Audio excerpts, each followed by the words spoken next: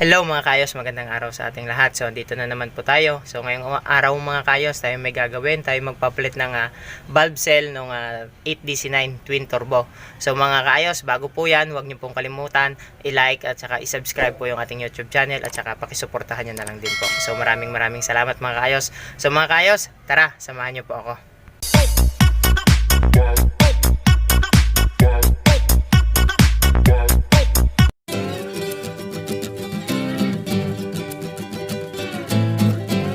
So ito po yung mga kayos, ito po yung ating makina. Ito po yung 8DC9 na twin turbo. Ayan po, dust strip po to. Tapos mga kayos, ito po yung ating concern dito. Yan po, makikita po ninyo na may tagas po siya. Yan oh, basa po siya. Ito po isa kanyang number 6 na exhaust. Yan po mga kayos. At titingnan po natin siya dyan. Ayun. Ayun mga kayos oh. Ito, yan, ito siya mga kayos. Yan. So yung the rest, wala naman po siyang tagas. Yan, malinis naman po siya. Yan. Ito mga kayos, yung ano lang po yan siya, diesel yan. Pagtanggal ko lang kanina ng ating fuel line. Yan po, yan. So bali ito lang po talaga ang problema. Yan yung valve seal na yan sa number 6. Ito po. So, yung gagawin natin mga kayos ay papalitan na lang natin po to siya lahat. Kasi pagka yung valve seal po ay nagkaroon na ng leak, malutong na po yun siya. So, ibig sabihin hindi niya na kayang pigilan yung langis na lumabas. So, papalitan natin to siya mga kayos. Yan. So, mga kayos, tinanggal na po natin yung kanyang fuel line. Ito po, wala na. Tanggal na po natin yung fuel line dito. Tapos ito mga kayos, tatanggalin na natin to yung kanyang valve cover na to. Ganon din doon sa kabila. Para pagkatapos natin siya palitan ng valve seal, atin na rin po siyang idediretsyong i-tune up. So, mga kayos, ganun po. At papakita ko po mamaya kung paano po yung pagtanggal ng valve seal bago po natin siya palitan, na hindi na po tinatanggal yung cylinder head, na nandito na lang po. So, makikita nyo po mamaya mga kayos, tatanggalin po natin yung rocker arm, tsaka yung kanyang valve tappet, at saka yung spring, yung valve lock, bago natin matatanggal yung ating valve seal, at saka yung pagkabit din po ng ating valve seal, ipapakita ko po sa inyo. So mga kayos, tara.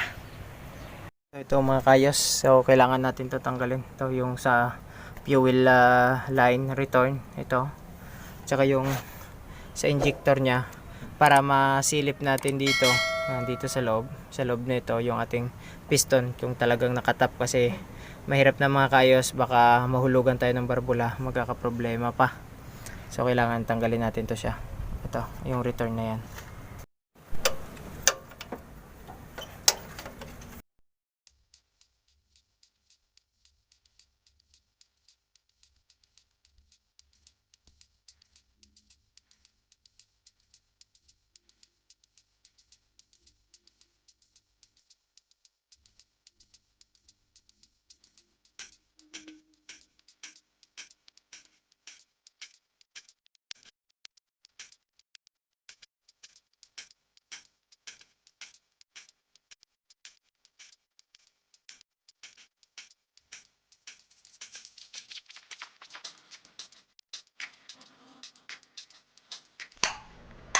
So natanggal na natin yung fuel line, yung sa return. Ngayon yung injector na naman ito. Tanggalin din natin yung injector mga kayos, ano.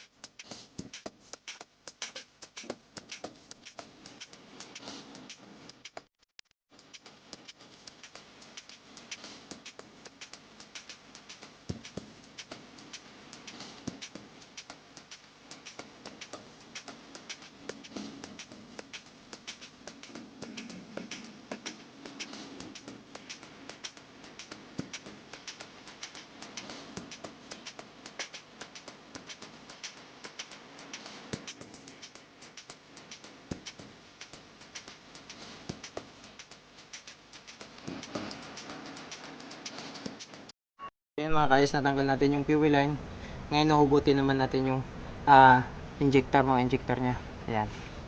So ito mga kayos, ikutin na natin ito ng konti.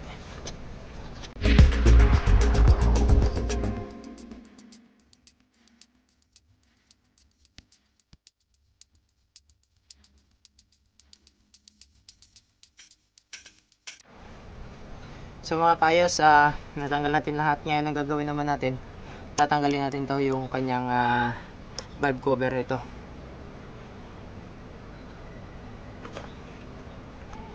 So pupukpukin natin ng konti para umangat yung ating valve cover.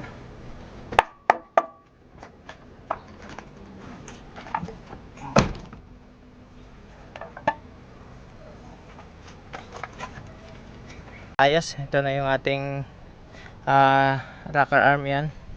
So yung valve seal natin ay andito pa.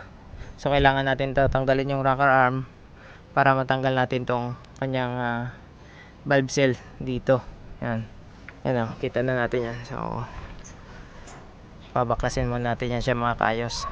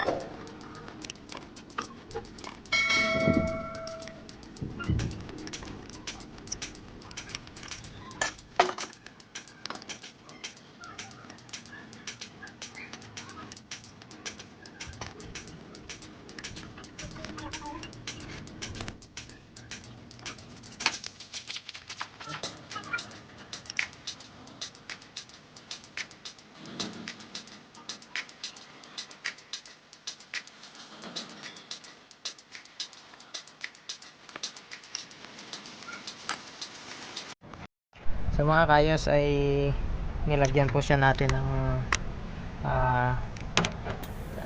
binarahan po muna natin yung ating butas ng injector para po pag hinugot natin yung ating rocker arm, yung mga valve tappet na ito ay hindi po siya mahulog doon at secure po tayo. Yan. So mga kayos ay kailangan ko lang pong tanggalin po ito. So yun na mga kayos, pwede na natin ito siya tanggalin. Ito po yung valve tappet, yan. Ito po maliit.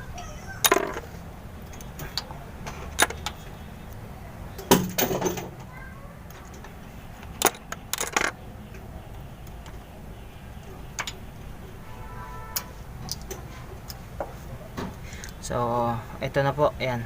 Tanggal ko na. Ito naman po yung susunod ay bubuhatin na natin yung rocker arm.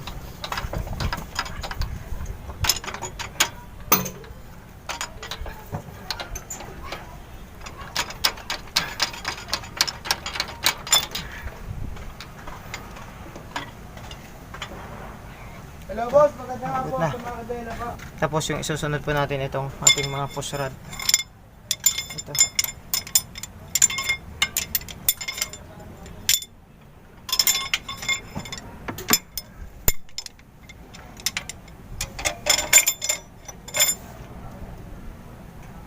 So ayan na mga kayos, natanggalan natin siya. Susunod natin ngayon ay susundutin natin, itatap muna natin yung ating piston bago tayo mag baklas ng valve lock kasi baka mahulog yung ating barbula kapag hindi po natin na-itap yung ating piston. So mga kaayos, natanggal na natin yung kanyang rocker arm. Ayan, tanggal na po, wala na. So ngayon, ang gagawin na po natin ay tatanggalin na po natin itong Okay lang bukas to. valve lock. Ito. Bukas lang to para So kailangan mga kaayos matanggal ito, yung valve lock na ito. Ito may 2 piraso to dito na lock. So dahil wala po tayo mga kaayos valve spring compressor, ang gagamitin na lang po natin ito, yung tinidor ni Poseidon. Pero joke lang yung mga kaayos. Biro lang po. Ito po, gumawa po tayo ng special tools na pang press natin sa ating spring para matanggal yung valve lock. So, gagawin na natin mga kaayos. Ang tinidor ni Poseidon. So, ito mga kaayos na. Dito natin siya ipapasok. Yan.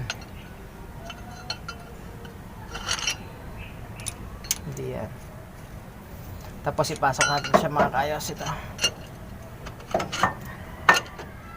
Tsaka po natin siya ngayon diinan para matanggal po yung lock.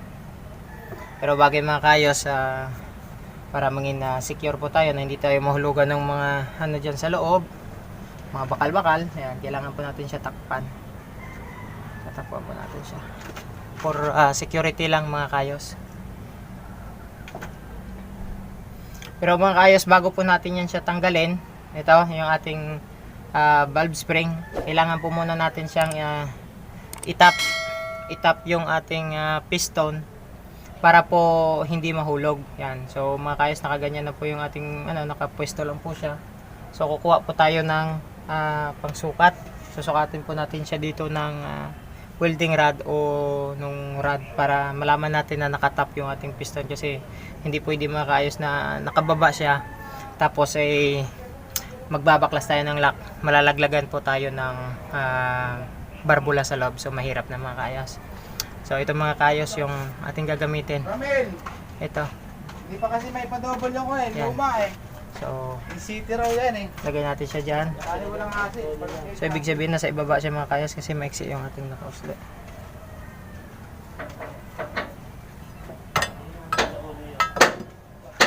So ang gagawin mga kaayos ay sisikwatin natin yan. Iikutin natin. Tumalsik yung isang bara natin mga kaayos dahil sa kompresyon.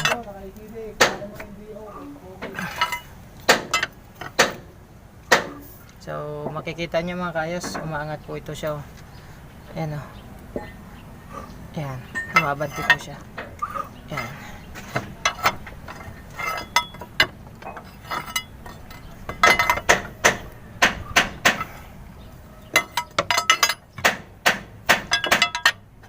So kailangan na itap natin talaga ito sa mga kaayos. Kanina makikita natin maiksi lang yung nakalabas, ngayon humaba na. Mas lalo siyang mahaba mga kaayos.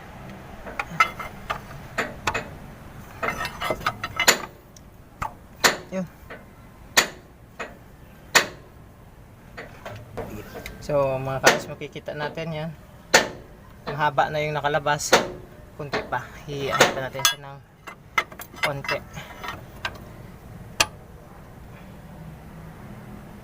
So yan mga kaayos, nakatap na yung ating piston. So pwede na natin siyang tanggalan ng valve block para matanggal natin yung kanyang valve seal. So dito mga kaayos.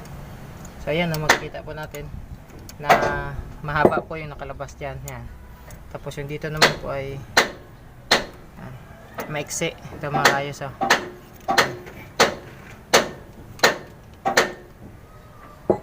So yan mga kaayos, kita nyo ang iksi po kasi ito po naka down dead center. So ito po naka top dead center.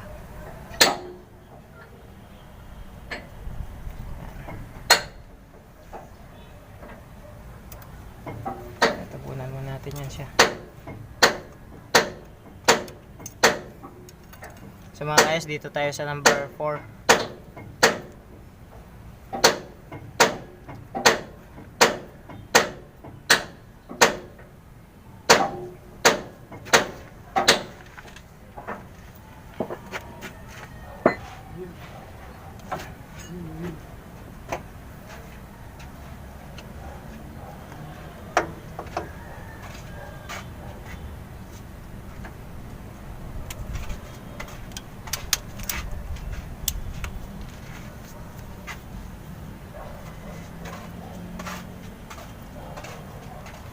Koy, pairam ng long nose koy. Yan na. Ito. Sa'yo mo tabi.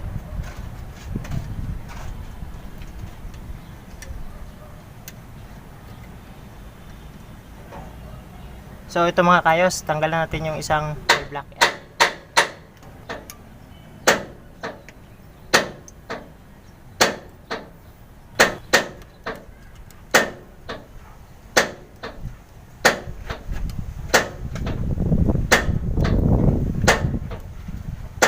So mga kayos, ito yung pangalawang lock. Ito. Ayan. So bawat barbula mga kayos, dalawang lock nito. Ganito.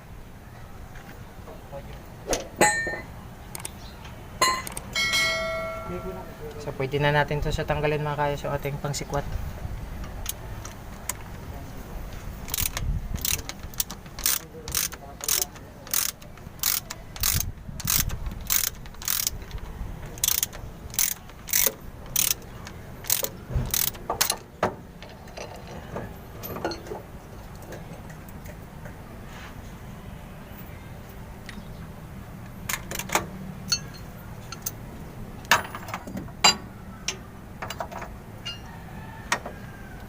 So lipat na naman tayo sa kabila.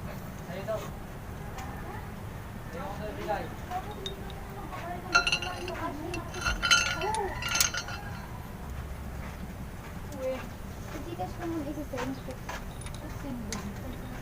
Kung natanggap mo na tsaka ka magbayad. Itindihan mo ba ako? So kung anong ginawa po mga kayo sa kabila, ganun din dito sa kabila.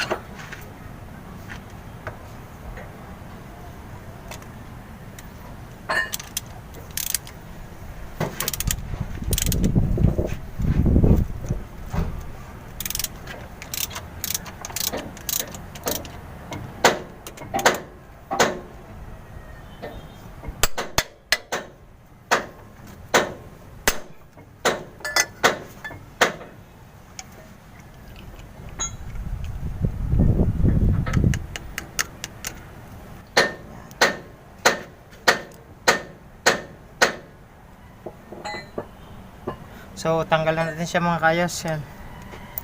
Ito yung ating valve block. So tatanggalin na din natin ulit yung ating pang press.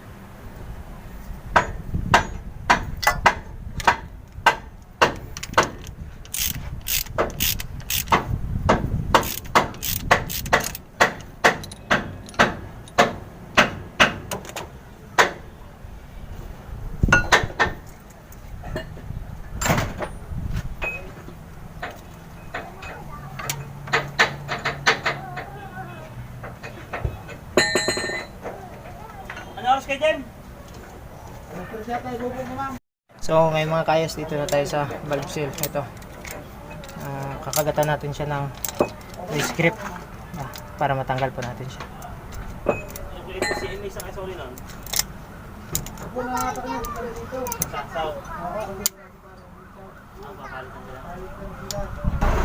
So yun mga kayos, dito tayo sa kabila. Oo, pagtanggalin mga kayos, kakagatan ng vice grip sabay ikot-ikot lang, kahatak. Yan.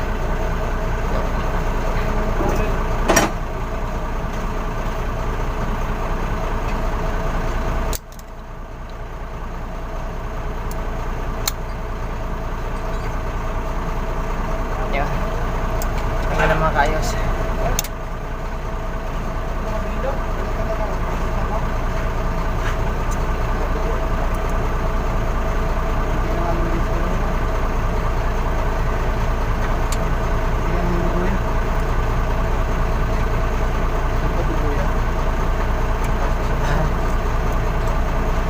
So tanggal natin siya mga kayos, yung ating valve seal. Ito siya, oh. Yan. So papalitan natin siya ngayon ng bago.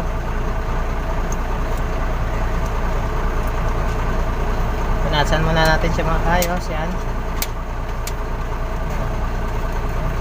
So mga kayos, napaka-importante na nakatap yung ating barbula, yung ating piston, para hindi po ito mahulog yan, oh.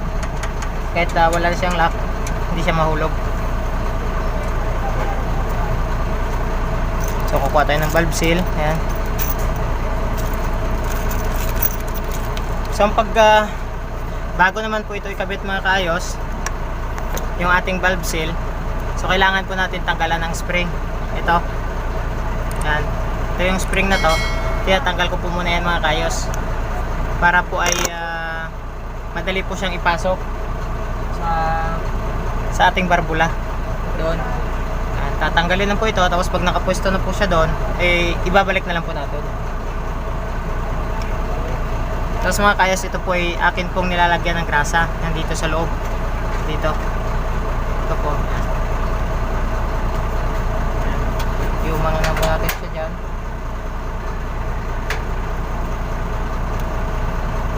Ganyan din po yung isa. Lalagyan din po natin. Yan. So yun mga kaayos, nandito na yung ating valve seal. Gagamit tayo ng mahabang socket ito. Yan. Para kapag ipinasok siya natin doon, ay hindi babangga dito sa ating barbula.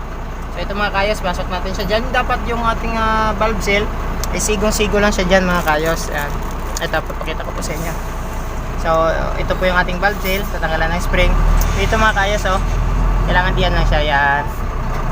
Ito na po yung ating pinakapang punson para pumasok yung ating valve seal sa loob. Ito. Ganito yan mga kayos. Patay ng martilyo. Saka ito. Pasok natin siya dito, oh. Dandahan lang. Tapos pukpuk lang dandahan ng mga kayos. Yan. Yun. Kailangan mga kayos yung ating valve seal ay nakadikit dun sa ibaba. Yan. So yun mga kayos, naikabit na natin yung ating valve seal. Ngayon ibabalik na natin yung kanyang o-ring.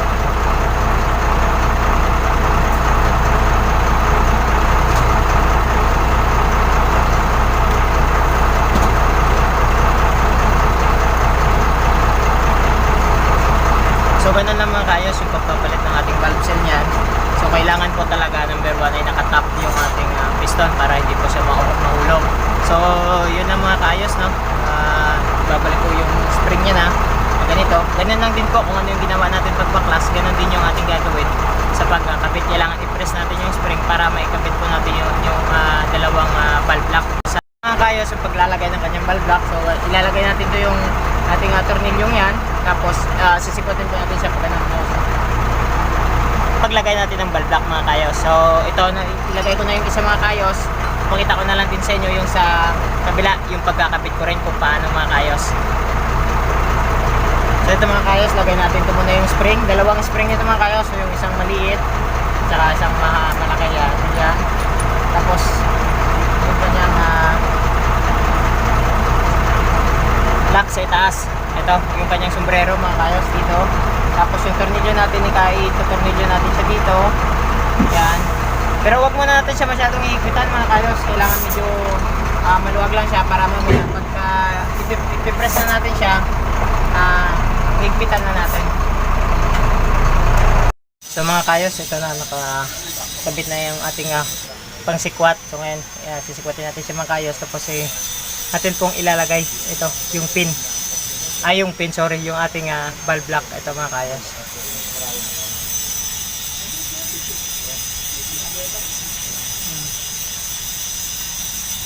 Tsaka ito po yung isa mga kayos yan.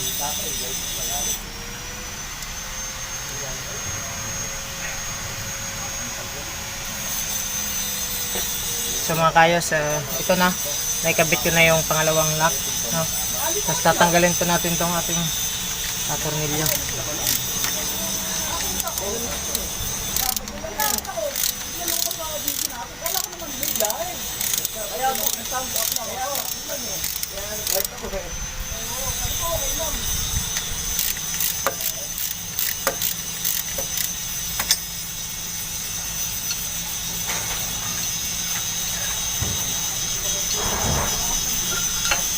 So yun na mga kaayos, na kabitan na natin siya. So yun na mga kaayos, ano? Sana po ay may nakuha po kayong tips kung paano po ang pagkabit, ang pagpalit at pagpalit at pagkabit ng valve seal ng makina, na habang nakakabit yung cylinder head sa ating buong makina. So yun lang mga kaayos, maraming salamat po. At sa mga hindi po nakapag-subscribe sa aking YouTube channel, please subscribe at saka pakipress na lang din po yung notification bell na yan para maging updated pa po kayo sa mga bagong videos natin gagawin na hopefully na makakatulong po sa atin. So maraming salamat po mga kaayos.